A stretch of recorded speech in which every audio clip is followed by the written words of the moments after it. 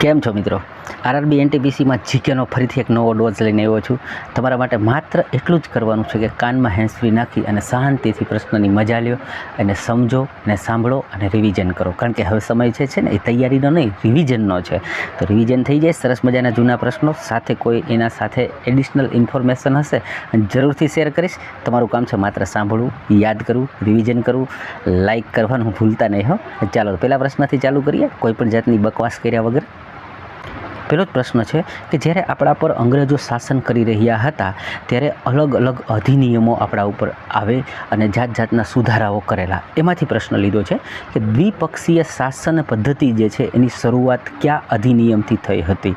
બરાબર છે, તો મોન્ટેચેમ્સફોર્ડ અધિવેશન આ જે છે એનાથી દ્વિપક્ષીય શાસનની શરૂઆત થઈ હતી. એમાં ગવર્નર અને આપણે લોકપ્રતિનિધિ તરીકે મંત્રીઓ રાખેલા હોય એ બંને પક્ષ દ્વારા એક શાસનની શરૂઆત થઈ હતી. તમારા માટે એક સારી વાત એ બને છે કે તમે આવા જેટલા અધિનિયમો આવ્યા છે એને પણ રિવિઝન કરતા જજો. બીજો પ્રશ્ન લઈએ. શીખ ધર્મમાં વારંવાર આ પ્રશ્ન જે છે એ પૂછે છે રેલવેવાળા, એટલે મેં પ્રશ્ન લીધો છે કે શીખ ધર્મમાં સામાજિક સુધારાઓ માટે નિરંકારી નામનું એક આંદોલન ચલાવવામાં આવેલું હતું. આ આંદોલન ચલાવનાર એટલે કે એના સંસ્થાપક કોણ હતા? તો એનો સરસ મજાનો નામ જે છે એ યાદ રાખજો, બાબા દયાલદાસ.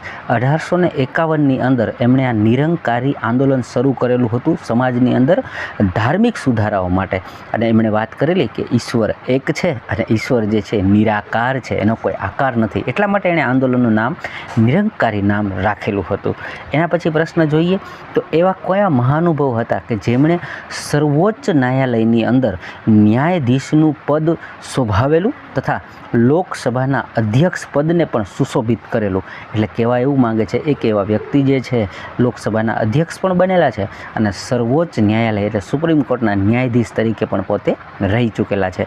આ પ્રશ્ન 10 કે 12 વખત અલગ અલગ પરીક્ષાઓમાં જોવા મળ્યો છે જે કેન્દ્ર લેવલની હોય છે. બની શકે છે આ પ્રશ્ન રેલવેવાળા તમને પૂછશે. તો એનો રાઈટ આન્સર બને છે કે.એસ. હેગડે. નામ ફરીથી યાદ રાખજો, કે.એસ. હેગડે. પછી પ્રશ્ન જોઈએ એક એવોર્ડ્સમાંથી કે ભાઈ કોમ્પ્યુટિંગ માટે એટલે કોમ્પ્યુટરો માટે વાત કરે છે કે નોબેલ 2024ની અંદર કોને મળેલો? તો પેલી વાત તો એ કહી શકાય કે જે કોમ્પ્યુટર માટે નોબેલ આપવામાં આવે છે ને એને એક સરસ મજાના નામથી ઉલ્લેખવામાં આવે છે જેનું નામ છે A.M.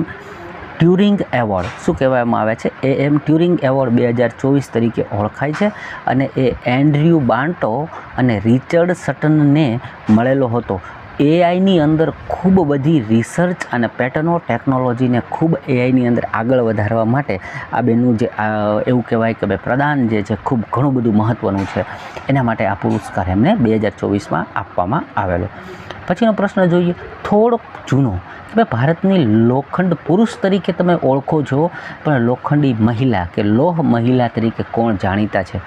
તો એનો આન્સર છે ઇન્દિરા ગાંધી. પોતાના સાહસ અને શૌર્યની સાથે એણે જે રાજકારણની અંદર નિર્ણયો લીધેલા હતા પોતાની સૂઝબૂઝને ધ્યાને લઈને એના આધારે એમને આ નામ આપવામાં આવેલું છે. પછીનો પ્રશ્ન છે એક થોડોક માનવ શરીરના હોર્મોન્સમાંથી કે ભાઈ થાઇરોક્સિન હોર્મોનની ખામીથી જોવા મળતો રોગ.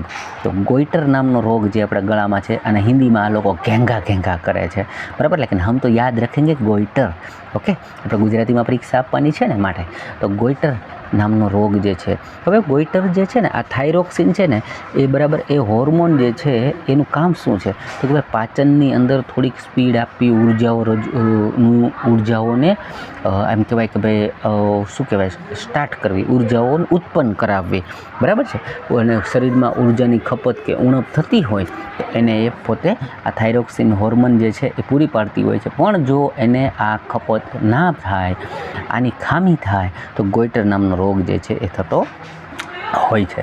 પછીનો પ્રશ્ન છે ભારત સરકારે સંસ્કૃત દિવસ ક્યારે ઉજવે છે? આપણે નેશનલ સંસ્કૃત દિવસ જે છે એ ક્યારે ઉજવે છે? તો દિવસો બી આપણને ખાસ્સા પૂછતા હોય છે. તો એનો સવાલ છે 19 ઓગસ્ટના રોજ, બરાબર? આપણે ભારત સરકારે અને આ જાહેર ક્યારે કર્યું? તો કે 1969થી આપણે આ દિવસ ઉજવીએ છીએ. હવે તમને થોડુંક હું આની સાથે કંઈક કનેક્ટ કરું.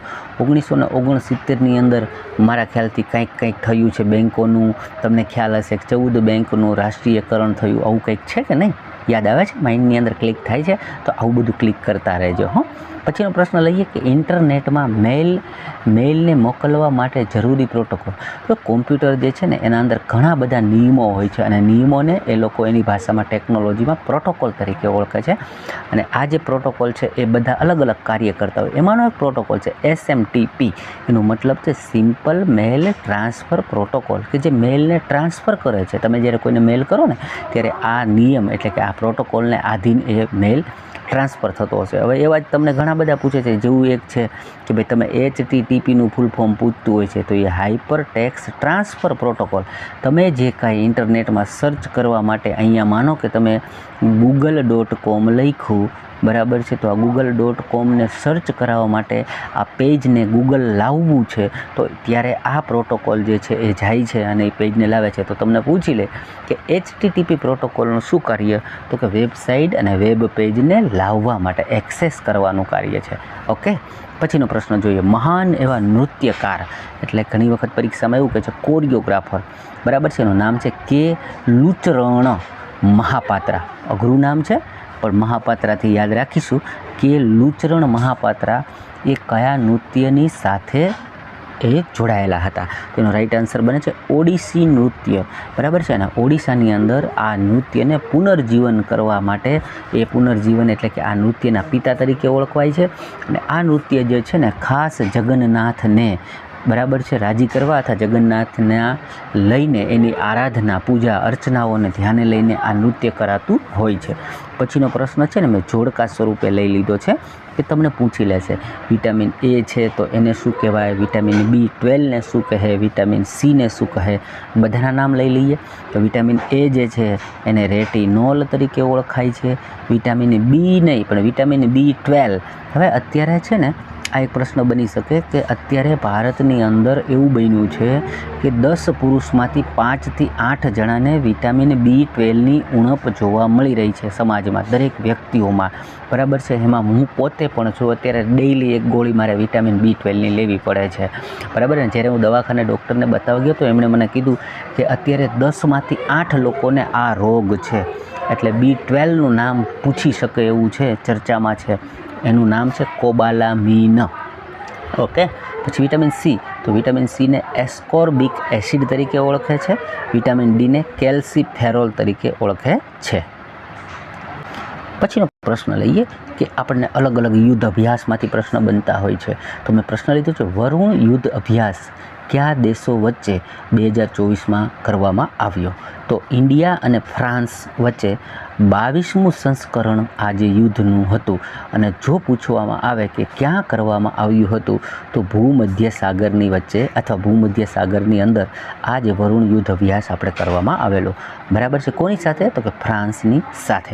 પછી પ્રશ્ન છે રાષ્ટ્રપતિએ જાહેર કરેલ અધ્યાદેશની મહત્તમ સમય મર્યાદા શું હોય છે?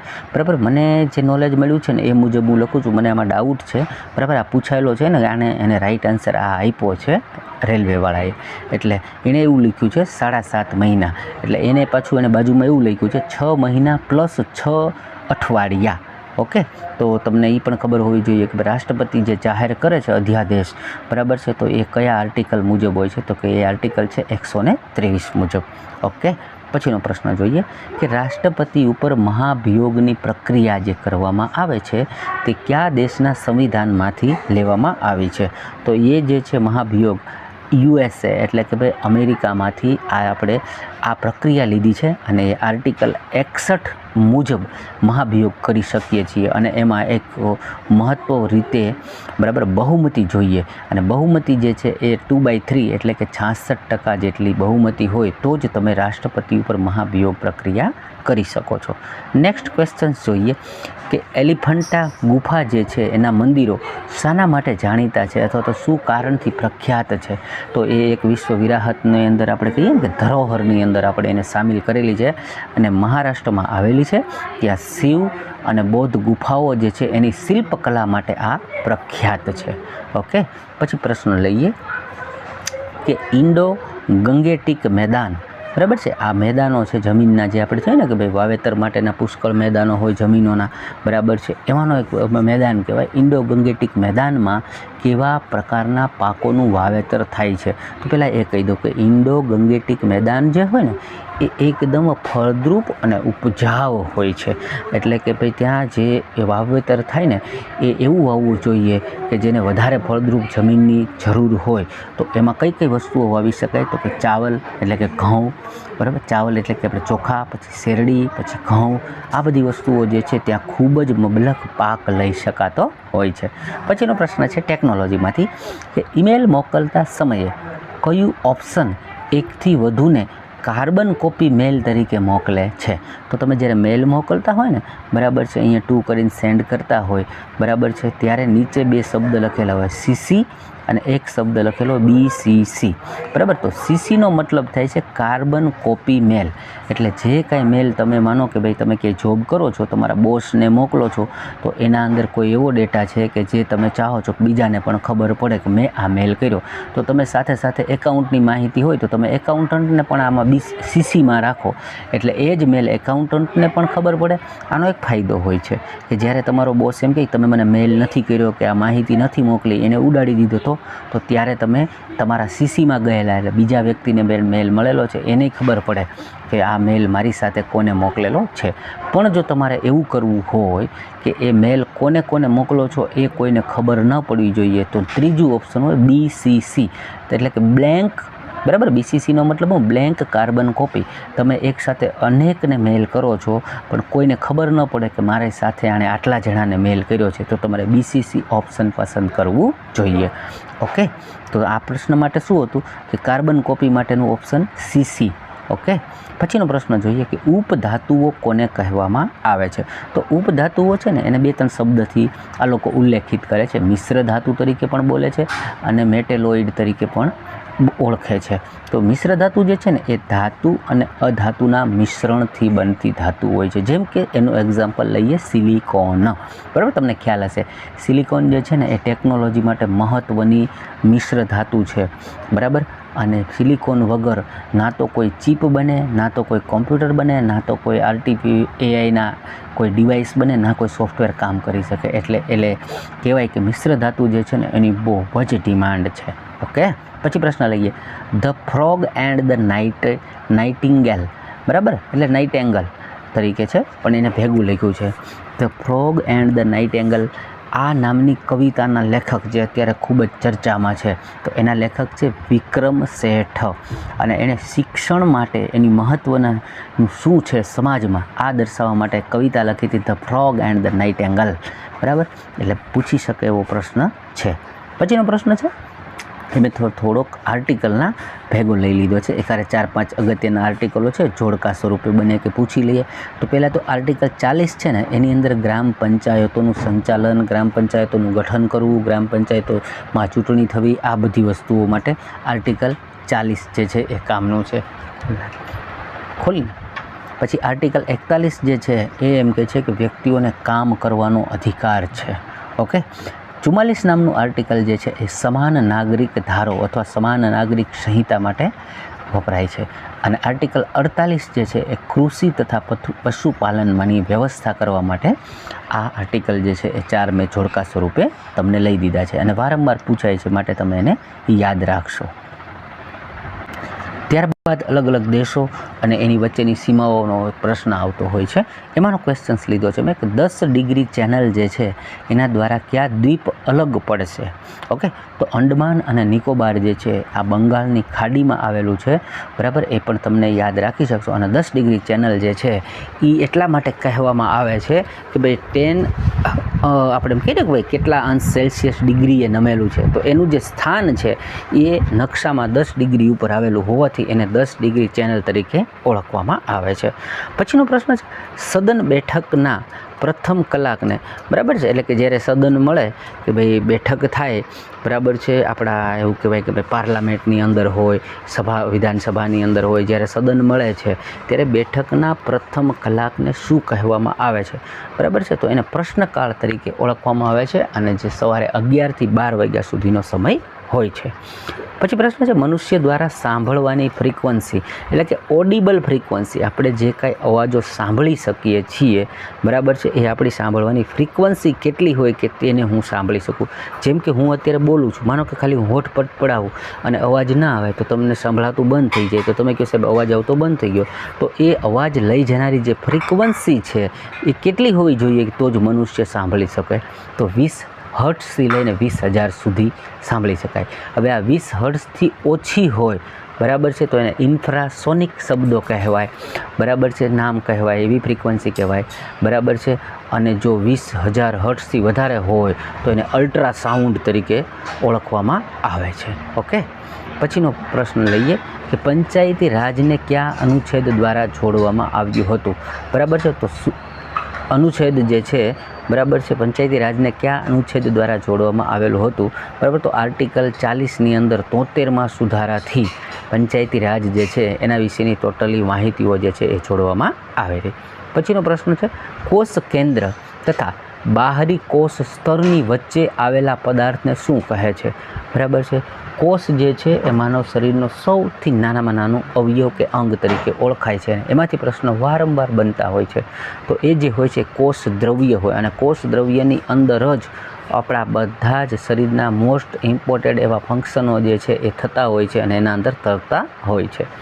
પછી છે પખાલજ નામનું યંત્ર જે છે, વાજિંત્ર જે છે એ કયા શાસ્ત્રીય નૃત્ય માટે વાપરવામાં આવે છે? તો હમણાં જે આપણે જોયું હતું ને ઓડિસી નૃત્ય, હા, તો આ ઓડિસી નૃત્ય જે છે ને એના અંદર જ આ વપરાય છે ને, ઢોલકી જેવું હોય, બે બાજુ હાથેથી ધબડક ધબડક ધબડક કરીને વગાડવાનું હોય છે. પછી કહે છે કોની ખેતી દ્વારા જમીનમાં નાઇટ્રોજન જે છે એ વધે છે અથવા નાઇટ્રોજનયુક્ત જમીન બને છે? તો કઠોળ જે છે તમે જોયું હશે, ખેડૂત લોકો છે ને એ કોઈ પણ વાવેતર કરે ને તો વચ્ચે વચ્ચે આવી રીતે બે ક્યારામાં થોડું થોડું કઠોળ વાવે બરાબર? કઠોળ વાવવાથી જમીન છે ને ફળદ્રુપ બને અને કઠોળની અંદર એક રાઇબોઝિયમ નામના બરાબર છે એ બેક્ટેરિયા થાય છે અને જે જમીનમાં નાઇટ્રોજનને વધારે છે. આગળ પ્રશ્ન જોઈએ કે ભાઈ ટેલિફોનનો આવિષ્કાર ક્યારે થયો? અત્યાર સુધી પૂછ્યું કે ભાઈ ટેલિફોન શોધ્યો કોણે, લેકિન અબ સાલે પૂછ सकते हैं ना ભાઈ કે ક્યારે થયો શોધ? તો 1876માં ટેલિફોનની શોધ થયેલી. પછી છે કોષ વિભાજનનું કયું ચરણ સૌથી લાંબુ હોય? હવે જો કોષ વિભાજન ના થાય ને બરાબર છે તો ક્યારે માણસ છે ને એ આગળ એની ઉંમર ન વધે, એનું જીવન ન વધે, નાનેથી મોટો ન થાય, મોટો છે એ ગૌઢો ન થાય. એટલે કોષ વિભાજન જે છે ને એ બહુ મહત્ત્વની પ્રક્રિયા છે. અને તમને એક વાત કહી દઉં કે માનવ શરીરની અંદર દર 7 વર્ષે તમામ કોષ નવા બની જાય. એટલે તમે આજે જો છો ને એ 7 વર્ષ પછી તમારો રંગ, રૂપ, ચહેરો, આકાર, આ તે જે કાંઈ બદલાવ થતા હોય ને એ 7 વર્ષે બદલી જતા હોય છે. બહુ ઓછાને ખબર હશે બરાબર? તો એની અંદર આજે એવું કહેવાય કે ભાઈ જ્યારે કોષ વિભાજન થતું હોય ને એમાં સૌથી લાંબુ ચરણ જે છે ને એના એ લોકો ઓપ્શનમાં આપશે ઇન્ટરફેઝ. ઇન્ટરફેઝ નામનું જે ચરણ છે એ સૌ પ્રથમ રીતે તૈયાર થાય કે આપણે કોષ વિભાજન કરવાનું છે, કેવી રીતે કરવાનું છે, કયા ભાગમાં કરવાનું છે, કેટલા નવા કોષ બનાવવાના છે બરાબર? એટલે ઇન્ટરફેઝ બોલવામાં આવે છે. પછીનો છે ઇન્સર્ટ હાઇપરલિંક બોક્સ ખોલવાની શોર્ટકટ કી. હવે જો હાઇપરલિંક શું કહેવાય?